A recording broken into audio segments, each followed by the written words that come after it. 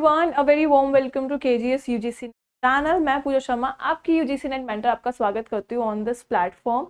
तो आज का जो ये सेशन है it's all about the reservation category और यहाँ पे हमारा जो सीट्स के बारे में अभी फिलहाल सुप्रीम कोर्ट ने यहाँ पे जो जजमेंट दिया है उसके बारे में आज मैं आपको यहाँ पे बताने वाली हूँ।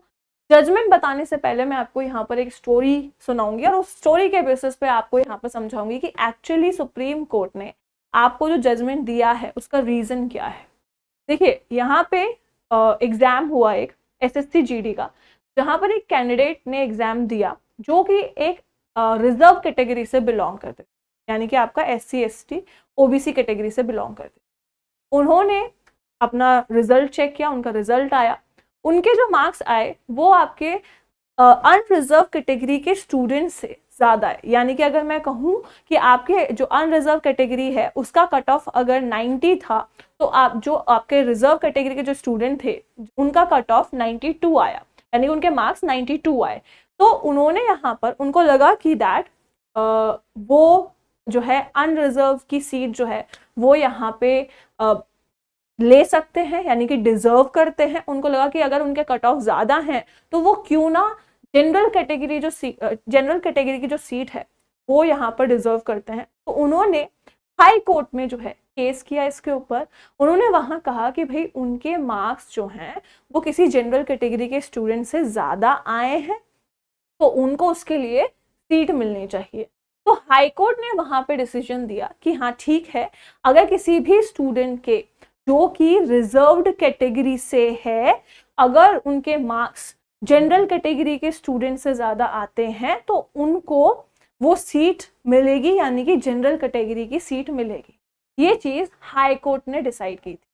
बट राइट नाउ थोड़े दिनों पहले ही सुप्रीम कोर्ट ने इस पर अपना डिसीजन दिया है। सुप्रीम कोर्ट ने यहाँ पर जो है बेसिकली एक केस फाइल किया गया था। मैं उस केस के बारे में आपको यहाँ पे बता देती हूँ। ये एक सुप्रीम कोर्ट का बेसिकली सिविल एपेलेट जुरिसडिक्शन का यहाँ पे आपको पीडीएफ है, जो कि एक केस था आपका union of India and ORS versus आपका यहाँ पे सजीव रॉय रिस्पोंडेंट। यहाँ पे तो यहाँ पे union of India and ORS versus आपका यहाँ पे बेसिकली और सजीव रॉय का ये आपको देखने को मिलेगा। प्रॉपर ये आपका एपेलेट है, जो आप यहाँ पे जजमेंट आप पढ़ सकते हो, जो भी आपको जजमेंट यहाँ दिया गया है। इसके बारे में आपको मैं यहाँ बात करूंगी। एक बार हम यहाँ इसका 33 पॉइंट यहाँ पे निकाल लेते हैं। Wait a second. देखिए, अब यहाँ पे इन्होंने अपने बेसिकली जो पॉइंट है पे आते हैं हम। ये जो यहाँ पे आपका पॉइंट है, इन्होंने कहा कि आपका जो भी चीजों के बारे में एनालिसिस किया, इन्होंने कहा कि a reserve candidate who has availed the relaxation fees या फिर अपर एज लिमिट। जब हमारे सुप्रीम कोर्ट ने यहाँ पे जजमेंट दिया कि आपने अगर एज अ रिजर्वेशन कैटेगरी, यानी कि आप अगर किसी रिजर्वेशन कैटेगरी से हो और आपने अपना फॉर्म फिल किया है कम फीस के अंदर, यानी कि आपने रिलैक्सेशन लिया है अपनी फीस के अंदर और अपनी एज के अंदर, ठीक है। अगर आपने अपनी फीस या फिर एज के अंदर कोई भी रिलैक्सेशन लिया है और आपके मार्क्स किसी भी जनरल कैटेगरी के स्टूडेंट से ज्यादा आ रहे हैं, या फिर आप जनरल कैटेगरी की कट ऑफ को क्लियर कर रहे हो, तो आपको जनरल कैटेगरी की नहीं मिलेगी। यानी कि अगर जैसे कहते हैं ना कि हम यहाँ पे अगर आपको फायदा आप ले रहे हैं तो आप एक ही चीज का फायदा ले सकते हो। तो इन्होंने यहाँ पर रिजल्ट सुनाया दैट अगर आपने अपनी फीस में और अपर एज में रिलैक्सेशन लिया है एज अ रिजर्व कैटेगरी, तो आप यहाँ पर जनरल कैटेगरी की सीट में आपको कोई भी आपका कह सकते हो ना कोई राइट नहीं है, या फिर आपको वो डिजर्व नहीं करोगे, ठीक है ना। आपको यहाँ पर अगर जनरल कैटेगरी की सीट चाहिए तो आप यहाँ पे जनरल कैटेगरी में ही क्या करें, अपने आप को रजिस्टर करें। इस तरह का कोई बेनिफिट जो है यहाँ पर फीस में या फिर आपके अपर एज लिमिट के अंदर इस तरह का कोई बेनिफिट आपको यहाँ नहीं मिलेगा। अगर आप इस तरह के बेनिफिट्स को नहीं उठाओगे तो ही आप जनरल कैटेगरी की सीट के लिए एलिजिबल होते हो।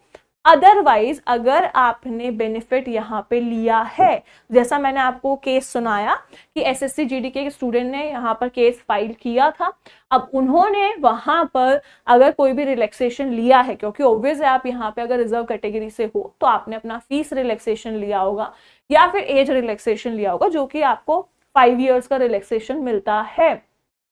इस तरह का कोई भी रिलैक्सेशन अगर आप ले रहे हैं तो आपको जनरल कैटेगरी की सीट जो है वो उसके लिए आप एलिजिबल नहीं होगे, चाहे आपने जनरल कैटेगरी का कट ऑफ क्लियर किया हो। ओके, तो इस चीज पे काफी टाइम से यहाँ पर डिस्कशन चल रहा था, तो इसके बारे में यहाँ पे बताया गया है। आई होप कि जैसा मैंने आपको यहाँ पे बताया आपको वो केस क्लियर होगा। मैं यहाँ पे पहले भी यहाँ पे इसको और अच्छे तरह से बता देती हूँ दैट इफ आपको यहाँ पर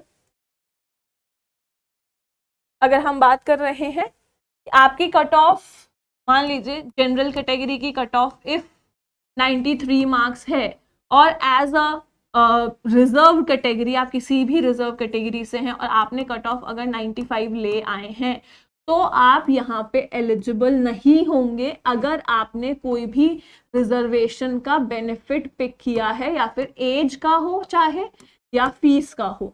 तो आप रिजर्व कैटेगरी, अगर आप रिजर्व कैटेगरी के हैं तो आपको जनरल कैटेगरी की, लेकिन अगर आपने जनरल कैटेगरी के अंदर ही रजिस्ट्रेशन किया है तो आप यहाँ पे उसके लिए एलिजिबल हो जाते हो। तो इनका कहने का मतलब यही है दैट कि आपको यहाँ पे अगर आप बेनिफिट ले रहे हैं तो आपको बेनिफिट जो है वो एक ही बेनिफिट मिलेगा, आपको दो बेनिफिट्स यहाँ पे नहीं मिल सकते हैं।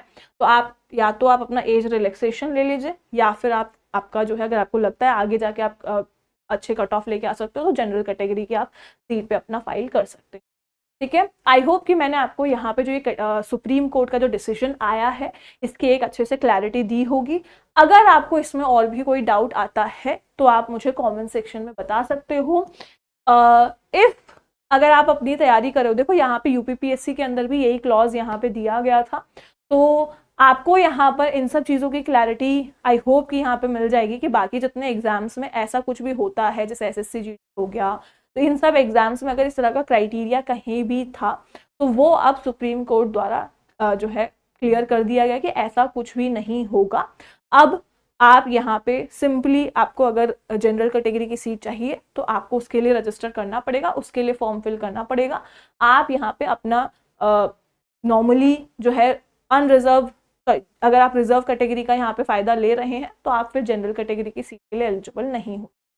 ओके, तो इफ अगर आपको कोई भी डाउट है और कोई भी इस चीज से लेकर तो आप मुझे कमेंट सेक्शन में बता सकते हो।